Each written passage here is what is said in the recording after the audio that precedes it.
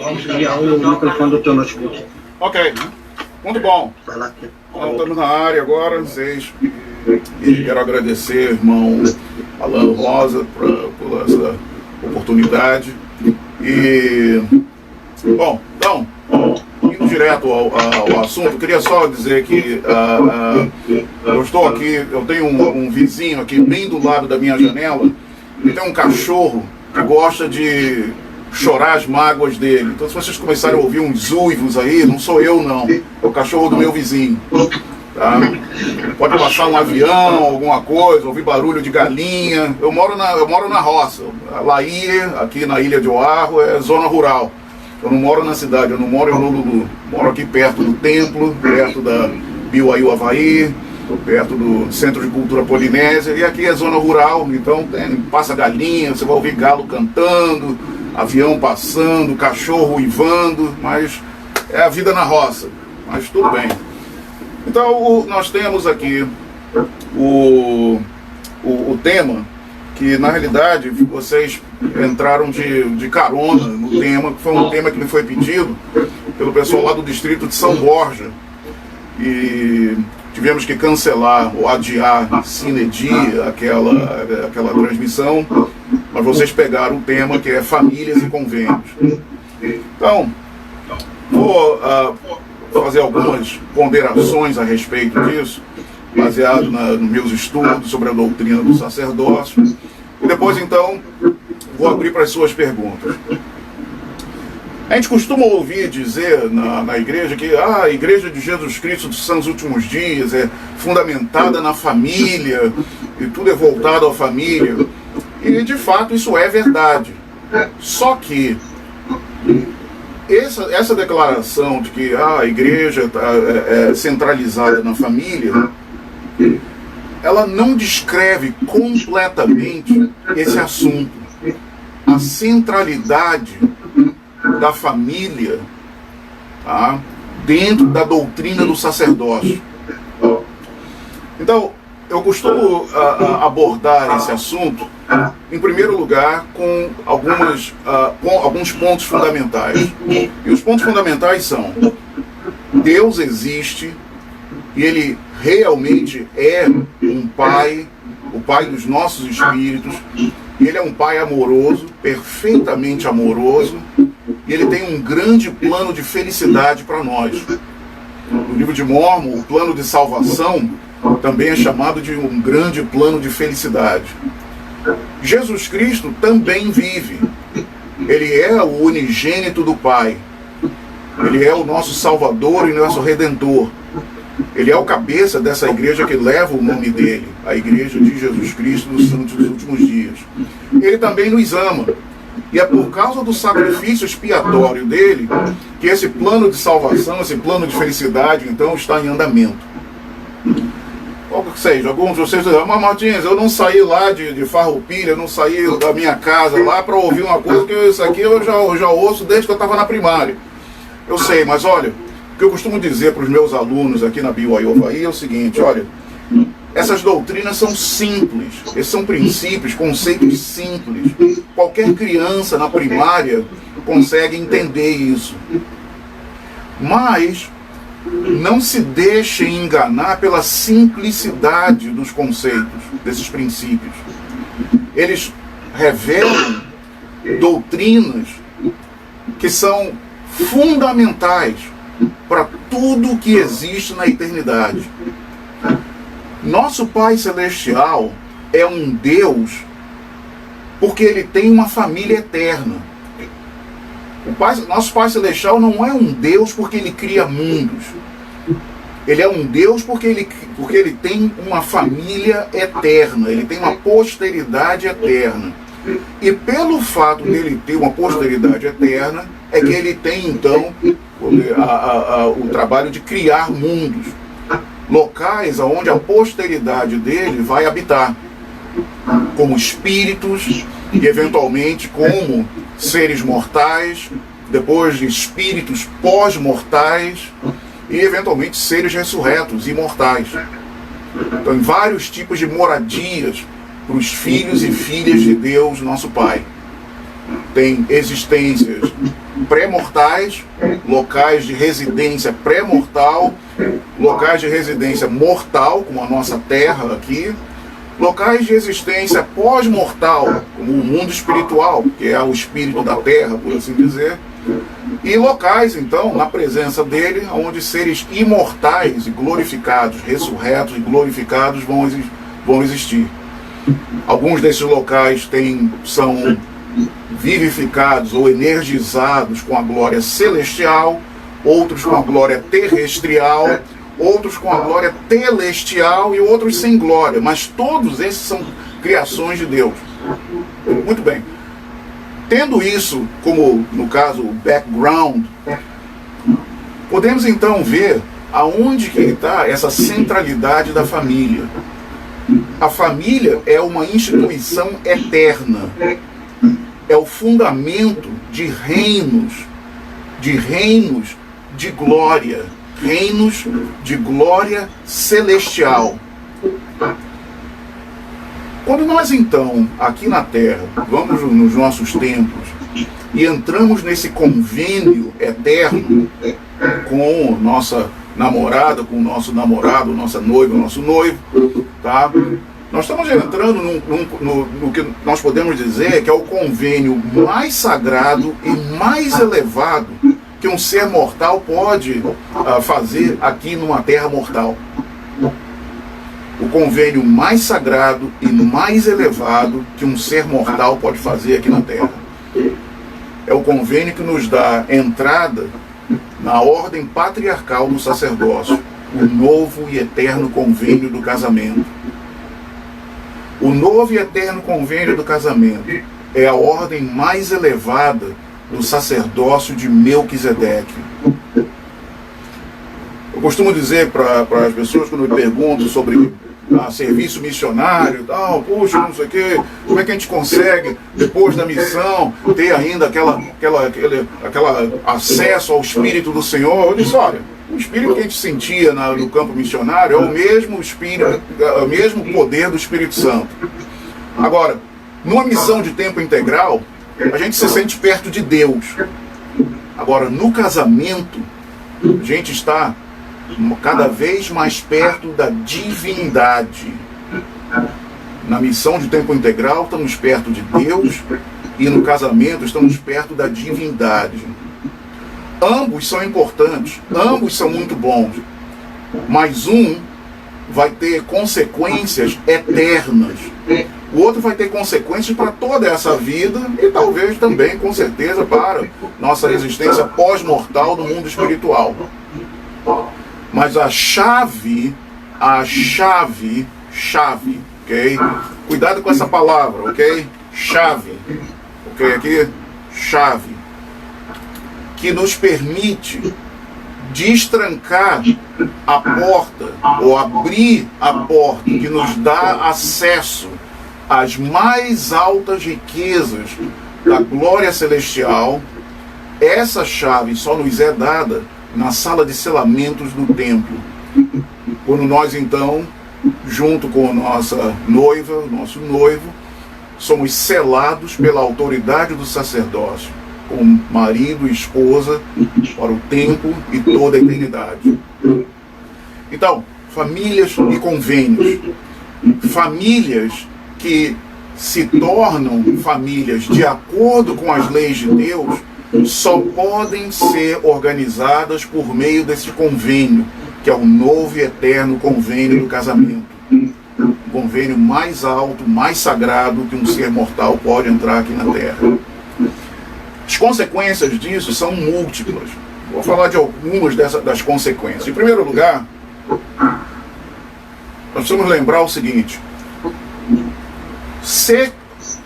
casar no templo é importante, é fundamental, mas lembre que aquela ordenança que nós recebemos lá no templo, tá? Aquele selamento matrimonial lá no templo, não nos torna casais eternos e famílias eternas ainda. Quando nós saímos do templo, nós só temos uma promessa, uma promessa sagrada e solene, que se nós perseverarmos até o fim, guardando os mandamentos de Deus, aquele selamento matrimonial e aquela união da nossa família vão ser confirmados posteriormente, e aí então nós vamos realmente ser uma família eterna. Enquanto isso, nós estamos nesse campo de provas aqui. Outra consequência diretamente disso que eu acabei de explicar, é o seguinte: ninguém vai ser obrigado a ser selado a uma pessoa que ele ou ela não ama. É importantíssimo lembrar o papel do arbítrio, que alguns ainda chamam de livre-arbítrio, mas eu costumo dizer isso: olha, isso não é livre. O Salvador pagou um preço alto para que nós pudéssemos exercer. Então, o exercício do arbítrio, tá, tem um papel preponderante também nesse convênio. Nós temos que realmente querer estar casado com aquela pessoa.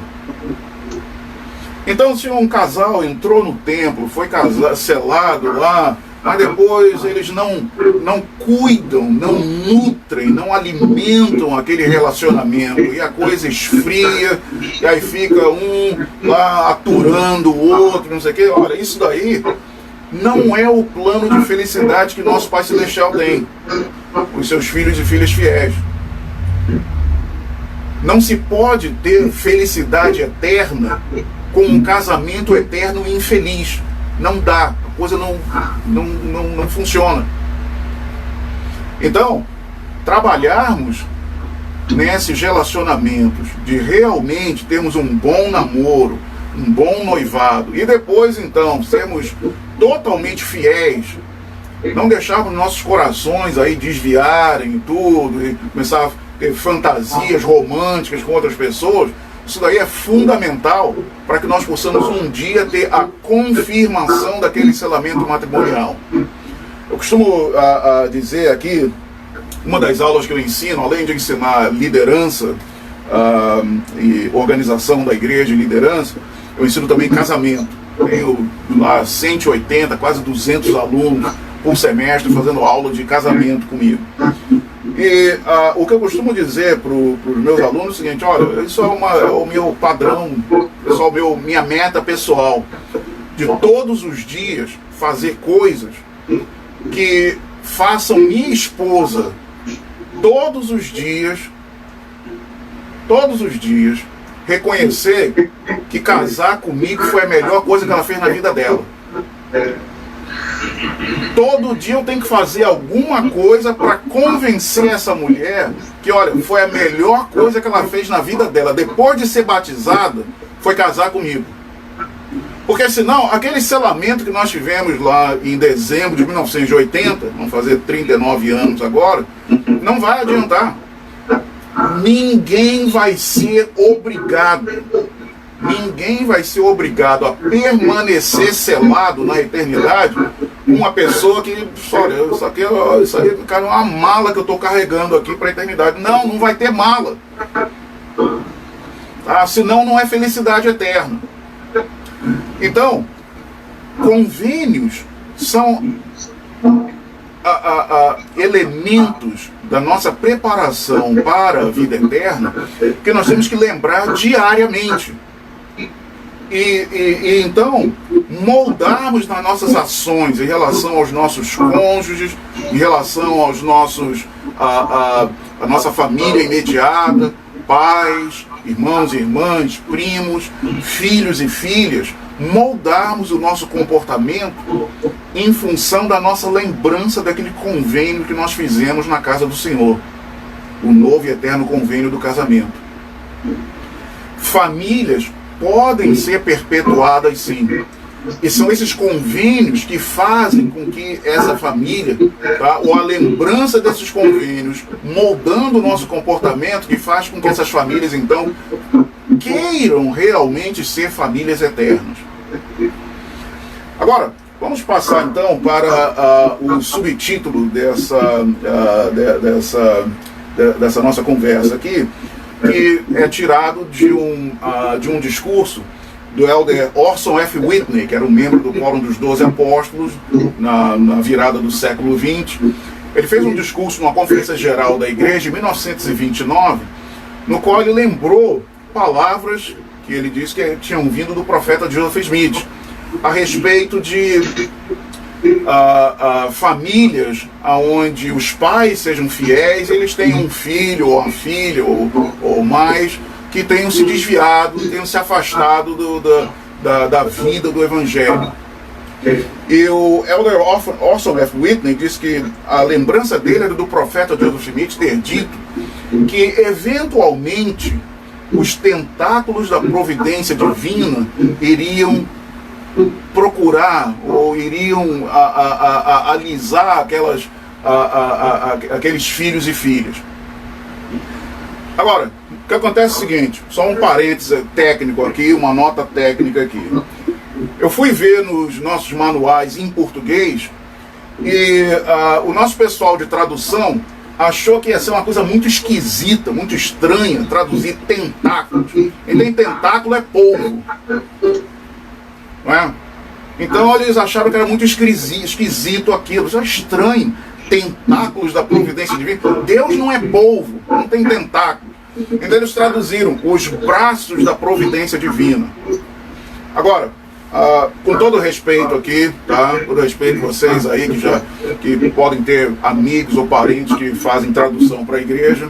Eu retraduzi o livro de Mormon, eu sei do que eu estou falando. Mas, olha, eu digo o seguinte, olha, toda vez que vocês tiverem que traduzir alguma coisa, quando vocês estiverem aí nos Googles da vida, aí, nos Wikipedia da vida, traduzindo alguma coisa que seja uma citação de um profeta ou das escrituras num outro idioma, olha, confiem na palavra do profeta.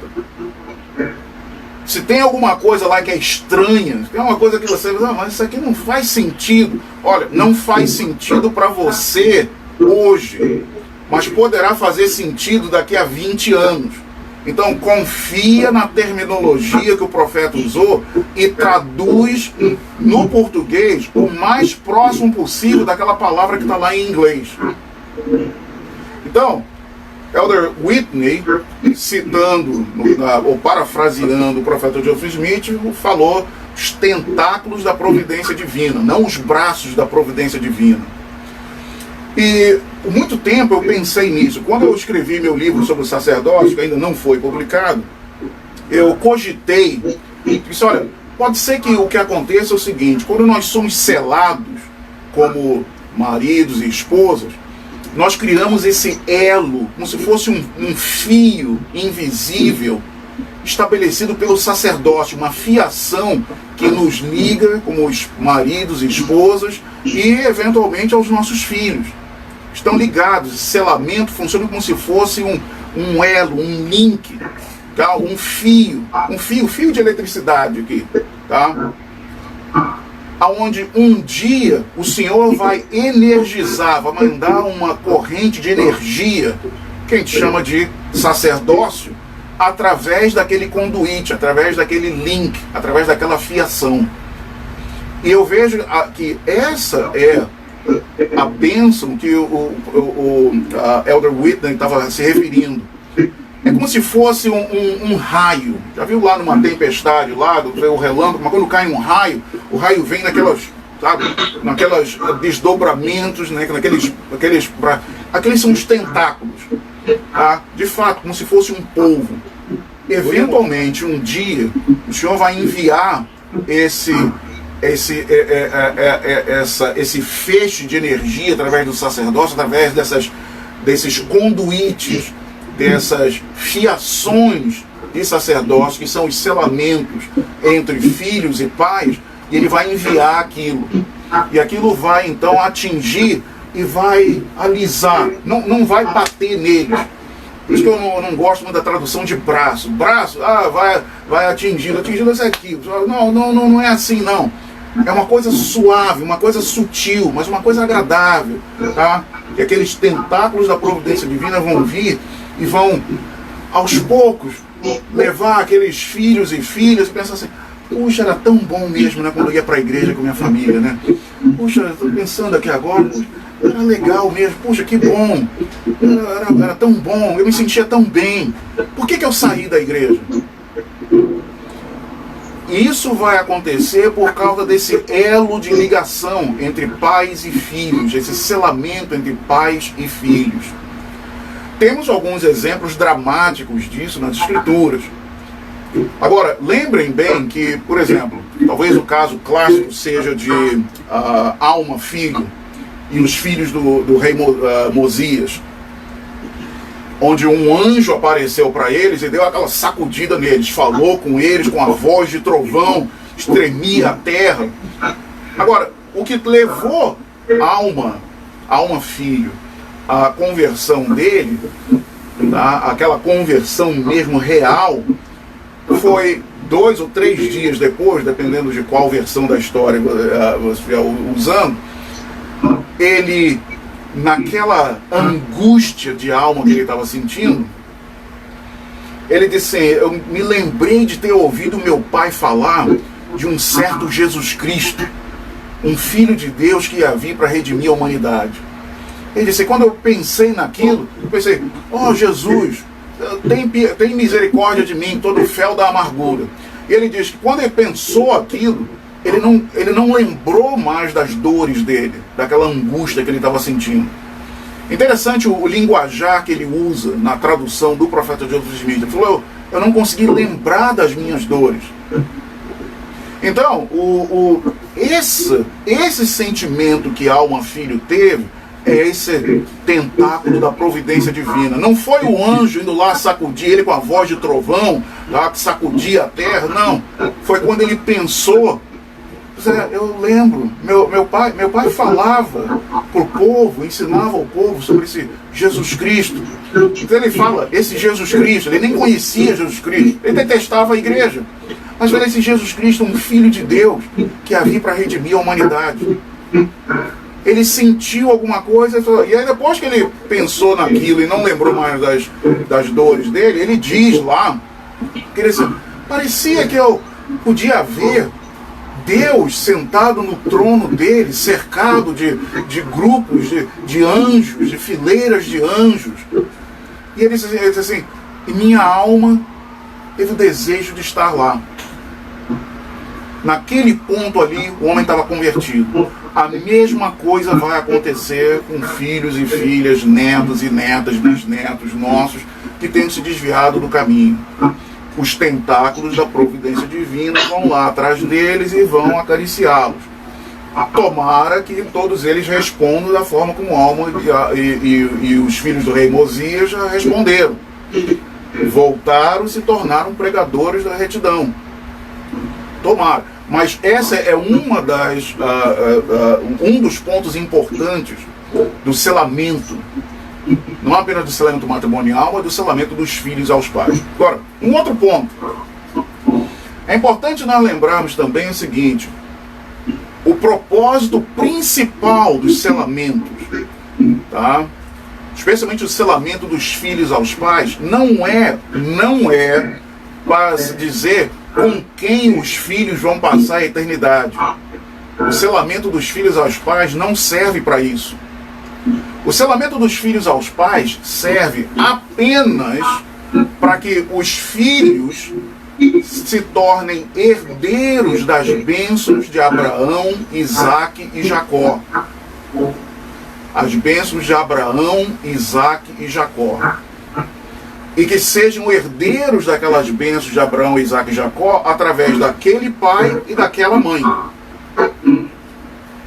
Sejam herdeiros legais das bênçãos de Abraão, Isaque e Jacó, através daquele pai e daquela mãe.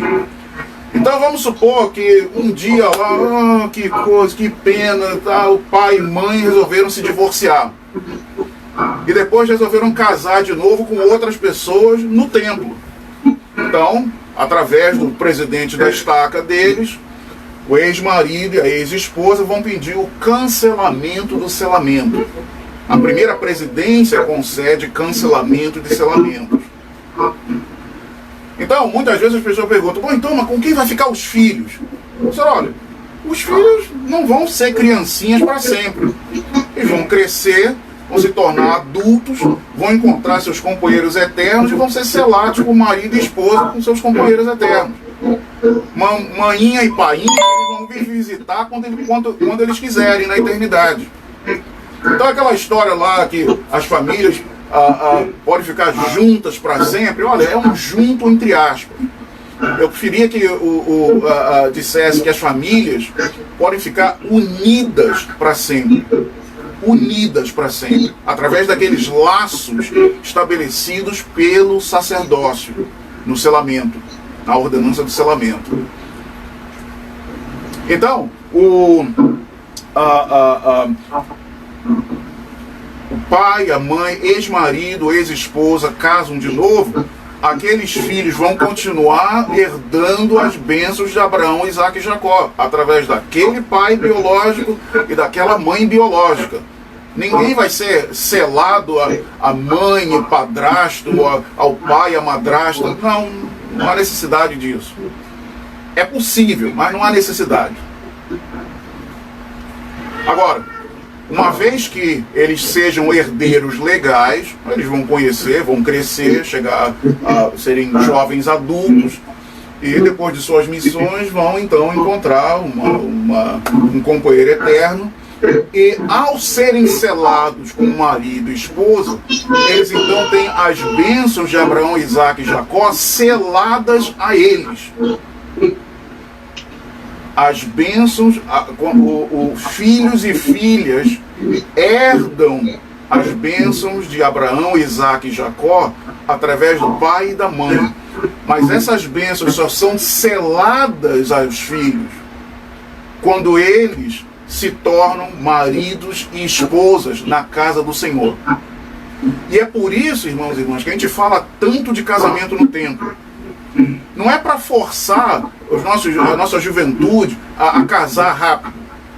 Se casar rápido, que bom. Mas se não encontrou o companheiro eterno certo ainda, olha, não está em pecado não. E olha aqui, ó, cuidado com esse negócio aí.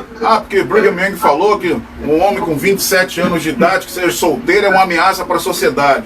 Ó, ainda não encontrei essa citação. Já vasculhei, já varri de tudo quanto é lugar, ainda não encontrei esse lugar nenhum. É possível que o presidente Brigham Young tenha dito isso para um dos filhos dele. Que não faltou, para ele é filhos e filhas. Ele teve mais de 50 esposas, então tinha filho para dar com pau. Então, aí ele pode ter dito isso numa carta para um filho dele lá, mas não é doutrina. Então, olha, não tem esse negócio de cheguei da missão, não sei o quê, primeiro rabo de saia que vê na capela lá, você aí, o que você está fazendo essa sexta-feira? Vamos pro templo? Não é assim. Já viu esse filme antes, né? Achou graça porque viu esse filme antes, É daqueles filmes italianos, né? O realístico, onde o mocinho morre no fim. Pois é. Mas então é assim, olha, vamos falar também aqui dos nossos irmãos e irmãs que ainda não encontraram um companheiro eterno. Mas olha, continuem firmes. Eu sei que é chato ter que ouvir isso, mas continuem firmes. Todos vocês, todos os filhos e filhas fiéis de nosso Pai Celestial, e estou falando isso para vocês também que estão aqui no Facebook Live, todos os filhos e filhas fiéis de nosso Pai Celestial vão ter a oportunidade um dia de terem um companheiro eterno. E não vai ser raspa de tacho, não. O que sobrou aí, que não casou, tá aí, um marido para você aí, uma esposa para você. Não. Vocês vão ter o privilégio de escolher a pessoa e da pessoa escolher você. Não vai ser na base do que, olha, o que sobrou, vocês se arrumem aí, tá bom. Não é assim não. Não tem felicidade eterna desse jeito. Não tem como. A irmã lá, fiel lá, olha para os caras lá, não é bem o que eu queria não, mas acho que é o último trem que está passando na minha estação aqui, né? Então é com esse que eu vou. Não, assim não tem felicidade eterna. Vai ficar essa eternidade inteira olhando lá, pois é, meu marido aqui, né? Bom, pelo menos é um ser celestial, né? Pelo menos isso, né? tá bom, né? Não, não é assim. Gostou, né, irmão? Gostou, né? Sua esposa aí do seu lado? Sei aí, de óculos aí, ó. Sei. Sua esposa aí? É você mesmo, não olha pra trás não. Falando com você mesmo. Você. É sua esposa do seu lado aí? É você. Hã? Namorada? Ok, homem já viu então, hein? Hoje aí, quando sair da igreja, rola o tapete vermelho, mulher por aqui, olha, tá?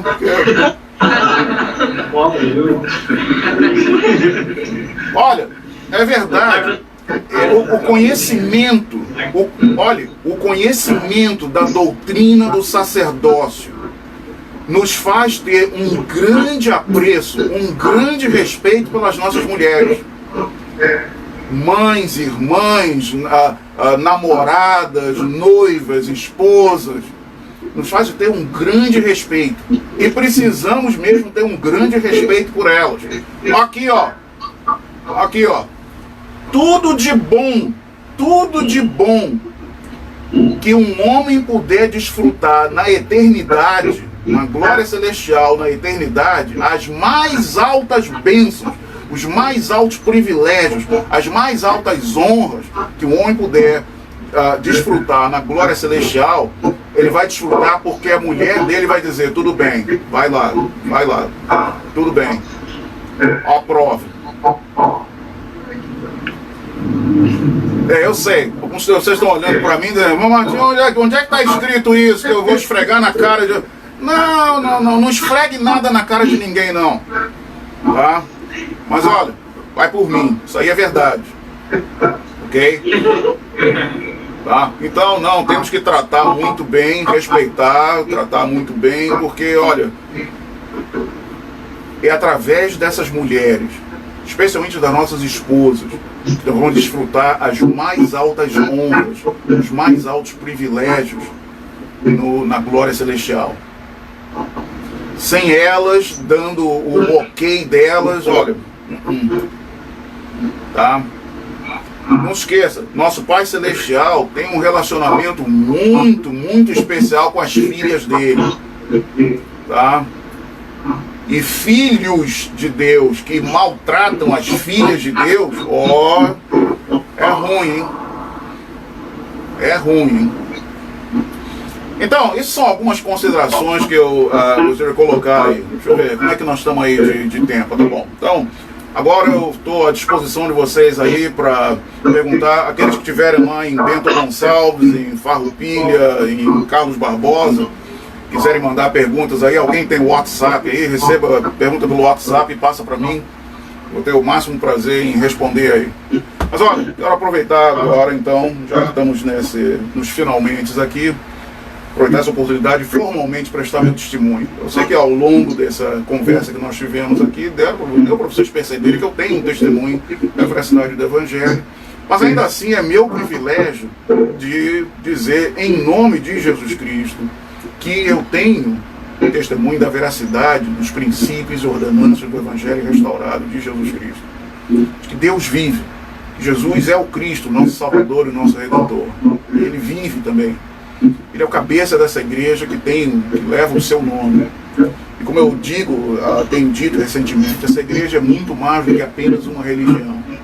Ela é o repositório terreno de verdades eternas, de convênios sagrados, divinos, das ordenanças estabelecidas por Deus, através das quais nós podemos entrar nesses convênios, e dos sacerdócios com suas chaves associadas, através do qual nós temos a autoridade de pregar essas doutrinas, ensinar essas doutrinas, explaná-las, administrar os convênios, através de oficiar essas ordenanças.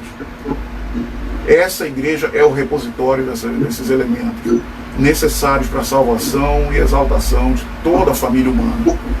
Temos um profeta verdadeiro vivo, o presidente Russell M. Nelson nessa época, mas desde o profeta Joseph Smith, que foi realmente um profeta de Deus, não tenho dúvida disso, seus sucessores também, e o sacerdócio que nós portamos hoje em dia é o verdadeiro poder de Deus, não tenho dúvida. Então, que o Senhor abençoe vocês todos. Muito obrigado mais uma vez por essa oportunidade. Eu deixo meu testemunho com vocês, em nome de Jesus Cristo. Amém. Amém. Tchau, então.